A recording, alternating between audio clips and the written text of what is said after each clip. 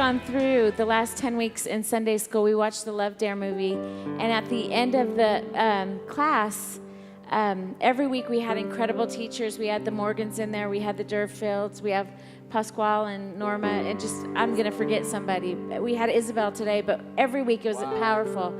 And every week we would hear testimonies, and it was so cute because this couple sat in the front of the class, and they were sharing with us some testimonies every single week. And so I asked them today if they would share something that really stood out with them. And so what do you have to share with the congregation today? To make a long story short, I went through a personal hurricane of problems because I was not in alignment with my wife and family. And it's like hitting a brick wall, like literally, 100 miles an hour. And you get to a point where it's like, prodigal son, I was better off at home. So we reconciled in September. And it just so happened, Fireproof, the movie came out, we went to see that, and then, ta-da, we have a class on it. And every week, I believe God told me to be transparent. Wow. To be transparent and let people know a little bit about the process that we had to go through. How long were you separated for? Well, it wasn't the first time, but I guarantee you this is the last time. But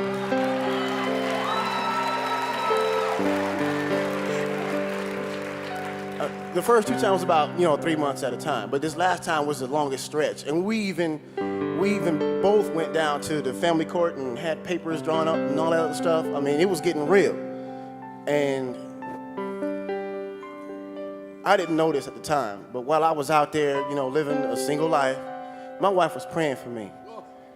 And just one thing after another, I thought I had my ducks in line, I got money or whatever. Good job. None of that mattered. I found myself missing my wife, missing my children, having sleepless nights. I mean, it's one thing to hear about it, but when you actually going through it, and I don't want to get off track, but going through this class and learning the things that we were walking through, and not knowing what to call it. There's a name for this, and there's a name for that, and it's like, oh, okay, that's what it was. We went through this, or why you was acting that way. We were blessed by the class. We were blessed by the movie. We were blessed because of the instructors. And I can't speak highly enough about it in the whole process. But what I can say is that today I did something that I knew what it was I was doing. We make 10 years married on the 15th of next month. And I gotta be honest, I was 20 years old barely when we got married. I didn't know what I was doing. I didn't know how to be a husband to her. I didn't know how to be a covering for her. But this time around, that is something that God has given me to do for not just her, but for my 4 boys and anyone who comes to stay with us. Be their covering. Be who I'm supposed to be. I teased my wife a long time.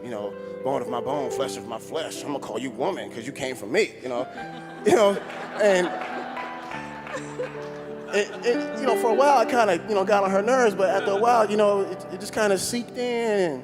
And I'm like, well, if I'm gonna tease her with it, God was like, if you're gonna tease her about it, you need to do it.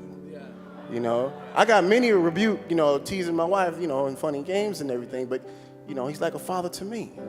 I'm chastising my kids, and then just as soon as I'm done, why don't you do it? God convict me just like that. And, I owe a lot of why I'm standing here today to this woman right here, well, primarily to God, but this woman right here and her desire to hold on. I mean, that storm was, like Katrina Hugo-ish, you know what I'm saying? But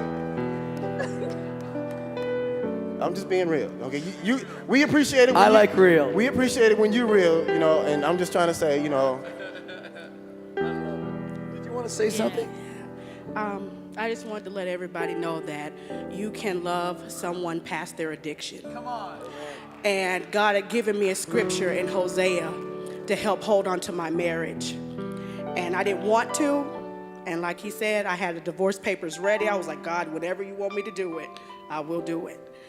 But God ended up convicting me. And he said, that is your Boaz. And you continue to stand for him because he needs you. Come on, give them a big hand. That's